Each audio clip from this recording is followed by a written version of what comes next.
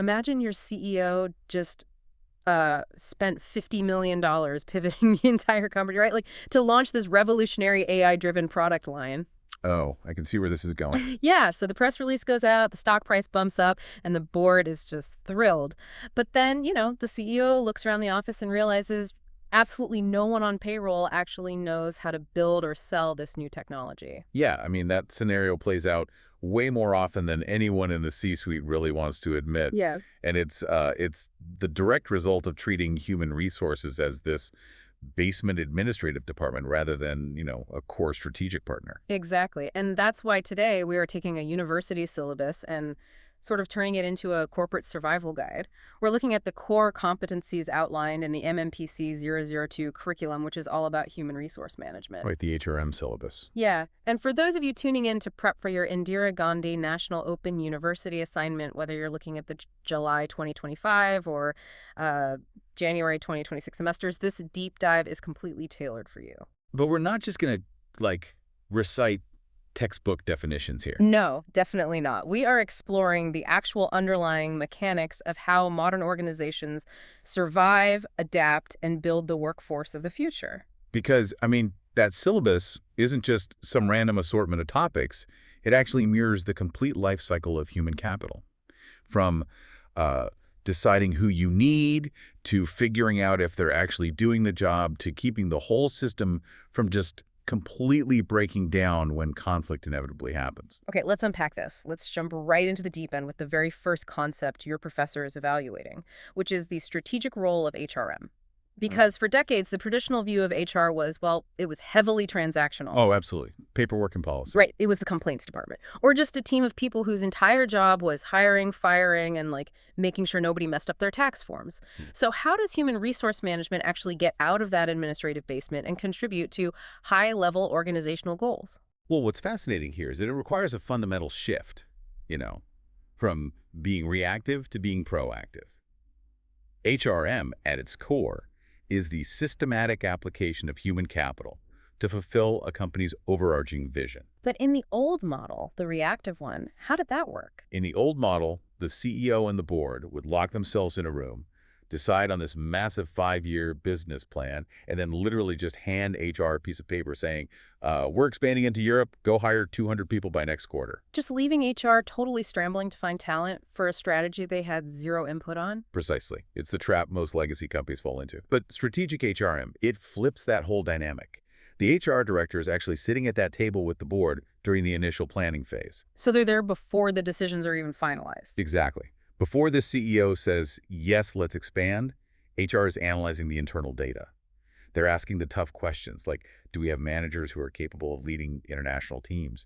Or, what will it actually cost to acquire compliance experts who understand European labor laws? And how long the onboarding pipeline is going to be. Right. HR evaluates the feasibility of the strategy itself. They're the ones determining if the organization actually possesses the capability to execute the vision. So they're acting as this reality check for the board's big ideas. They ensure the company actually has the muscle to execute the brain's strategy. That's a great way to put it. But finding that muscle brings up a massive logistical nightmare, which brings us to the second topic. Human resource planning, or HRP forecasting manpower requirements.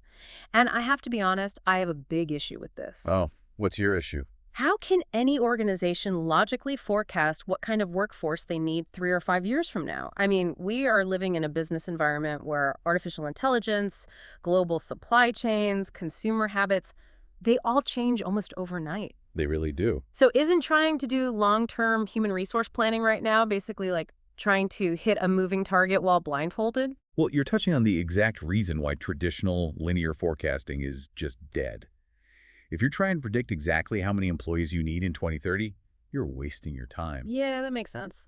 But, a dynamic, chaotic environment doesn't mean you just stop planning. It means your planning process has to become agile. It has to be continuous. HRP is no longer about setting this rigid 10-year headcount. It's about scenario planning and shifting the focus from headcount to skill sets. Break that down for me. What does skill set forecasting actually look like compared to the old headcount forecasting? Okay, let's say you're running a traditional retail banking institution.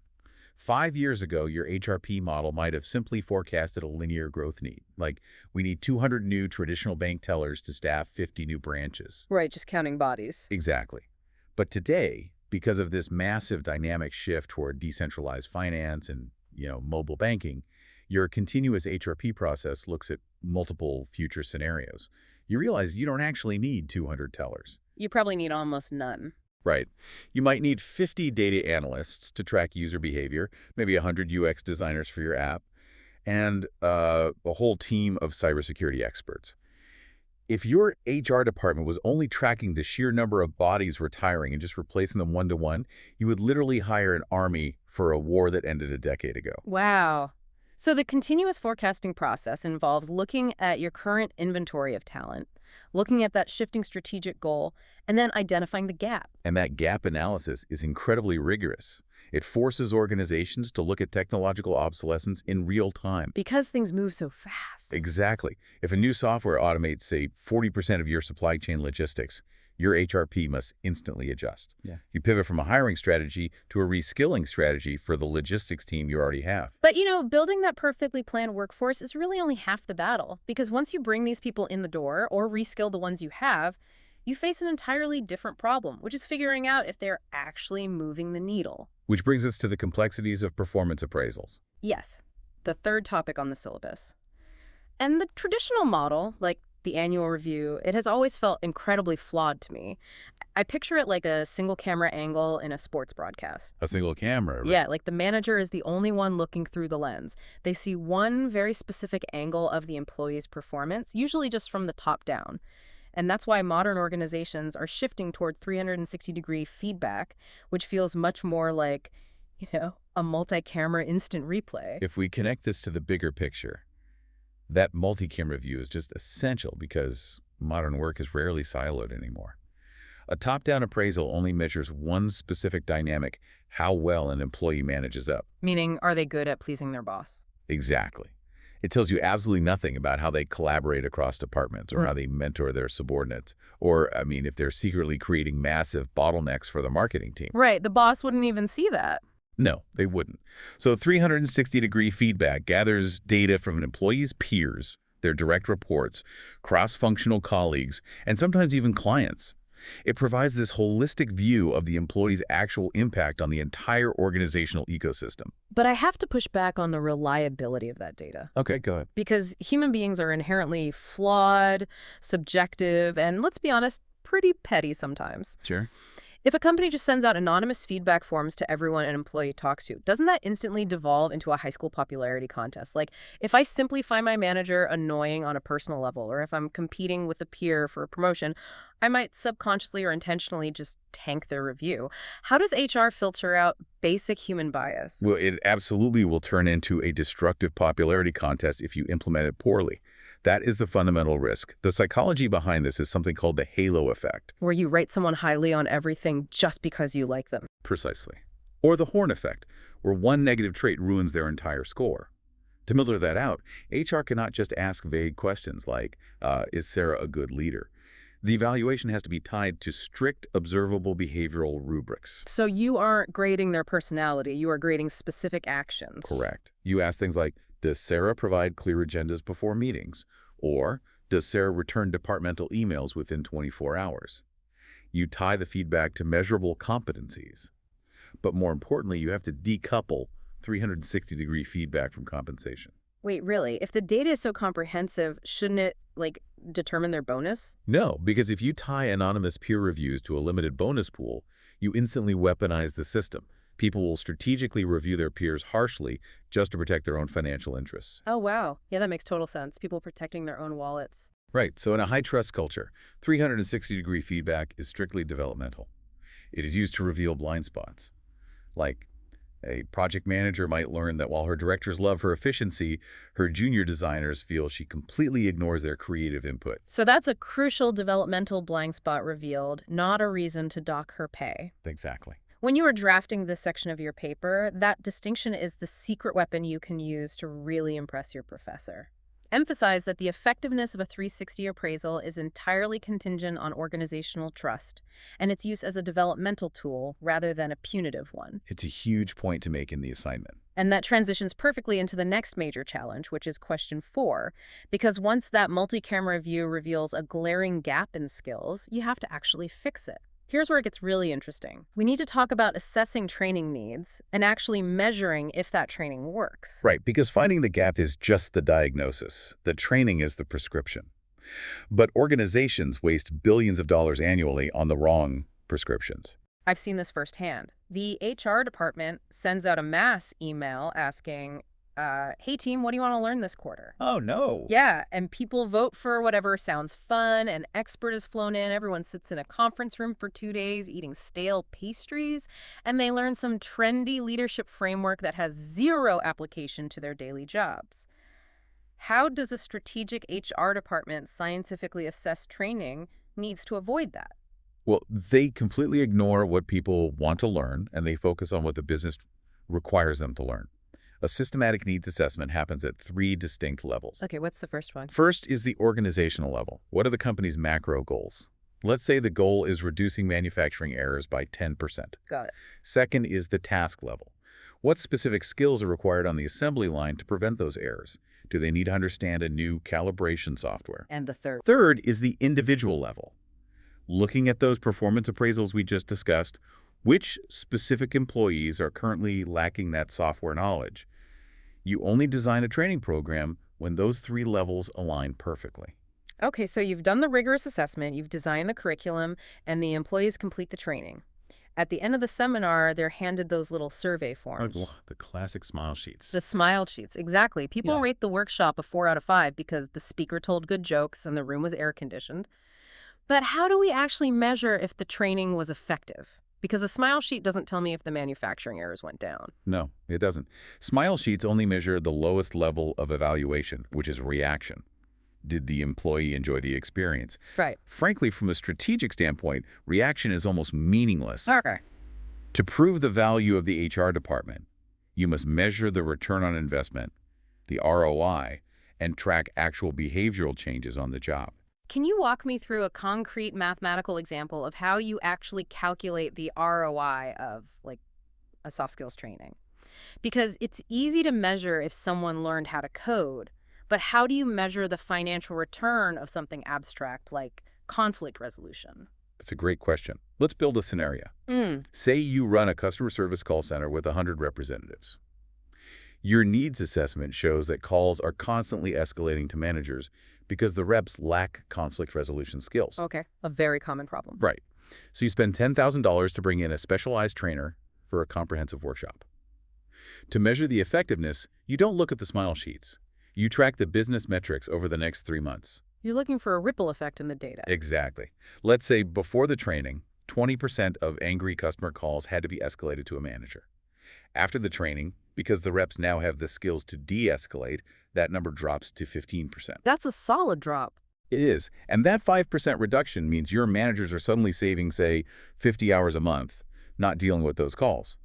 If your manager's time is valued at $50 an hour, you are saving $2,500 every single month. Oh, wow. So within 4 months, that $10,000 training has literally paid for itself. Yes. That is how you measure training effectiveness.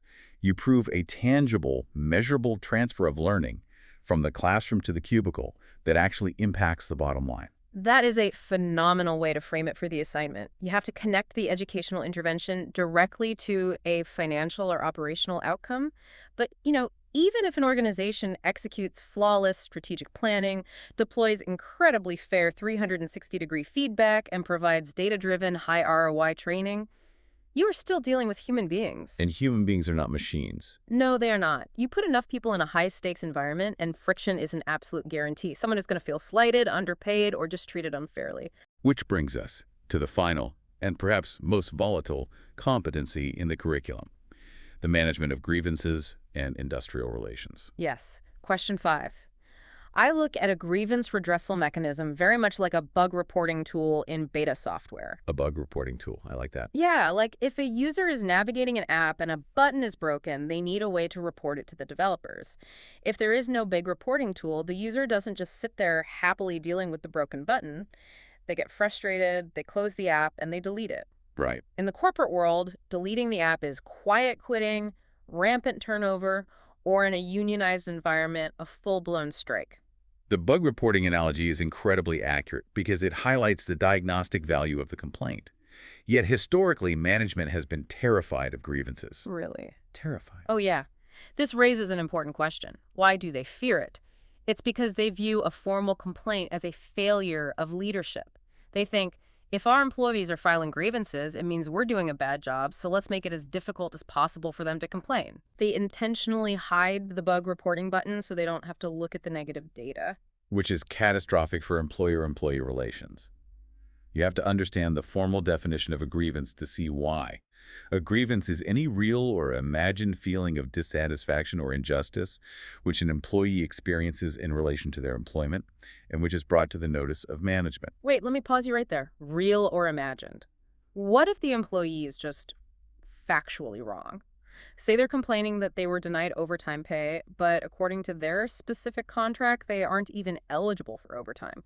It's an imagined injustice. Isn't entertaining that grievance just a massive waste of HR's time? Not at all, because the psychological impact of an imagined injustice is identical to a real one. Oh, that's a good point. If that employee believes they are being robbed, their resentment is real. Their drop in productivity is real. The toxic attitude they spread in the break room is very real. A formal grievance procedure provides a structured roadmap to address that friction before it metastasizes. It replaces all the whispering and rumors with a transparent conversation. So what does a healthy, transparent roadmap actually look like in practice? It's built on a clear, accessible escalation path. The employee knows exactly what to do. Step 1, they take the issue to their immediate supervisor, who is required to respond within a set time frame, say 48 hours. Okay, so it doesn't just linger forever. Excellent. If the supervisor explains the overtime policy and the employee is still dissatisfied, or, if the complaint is actually about the supervisor, step 2 is an escalation to the department head or a dedicated HR representative. And if they still aren't happy? If it remains unresolved, it might go to a formal grievance committee composed of both management and peer representatives. It systematically removes the guesswork. The employee never feels like their complaint was just tossed into a black hole. And that transparency builds immense organizational trust. Yeah. When employees know there is an impartial system that will actually listen to them without the threat of retaliation, their commitment to the company deepens. It makes them feel valued. Right. A robust grievance mechanism doesn't eliminate conflict. Conflict is inevitable. What it does is manage that conflict constructively. It maintains healthy industrial relations by proving to the workforce that fairness is a structural priority, not just a buzzword on a corporate poster. So bringing all of these complex elements together, what does this all mean for the organization and for you, the listener, drafting your analysis? The biggest takeaway here is that human resource management is an entirely interconnected ecosystem. You cannot isolate these competencies. You really can't. Strategic planning and agile forecasting act as the gatekeepers, ensuring you bring the exact right skills into the building to match your future market. Then, multi-angle appraisals and rigorous ROI-driven training act as the engine room, constantly measuring, calibrating, and maximizing the potential of that talent. Exactly. And finally, grievance mechanisms act as the critical maintenance protocols that keep the working environment transparent, fair, and stable. Because if your forecasting is brilliant, but your grievance handling is toxic, your top talent will simply delete the app and walk out the door. It is a delicate, continuous balancing act. When you unpack these assignment questions, you aren't just summarizing HR theories. You are demonstrating your understanding of how to architect a resilient workforce in a highly volatile world. You're proving you understand the underlying physics of business. And as you finalize your research, I want to leave you with one final, broader thought to ponder. We've spent this time breaking down the systemic, data-driven side of HR, right? Scenario planning, mathematical ROI on training, structured escalation rubrics. Science of it. Right, the science. But as artificial intelligence and automation increasingly take over the quantitative heavy lifting of HR, what becomes of the human element? That's a great question. When algorithms are perfectly capable of forecasting skill gaps and generating 360-degree performance data in real time, will the future HR professional need to act entirely differently? Will they need to step away from the spreadsheets and act much more like an organizational psychologist? Someone managing the nuanced, messy, emotional realities of human friction that a machine fundamentally cannot process. That's a fascinating frontier to consider, because the more the machines do the math, the more the humans will be required to do the empathizing. Thank you for joining us on this deep dive into the core of organizational survival. We hope this empowers you to look at your curriculum not just as a hurdle to clear, but as a blueprint for mastering the lifeblood of modern enterprise. Keep questioning the systems and keep diving deep.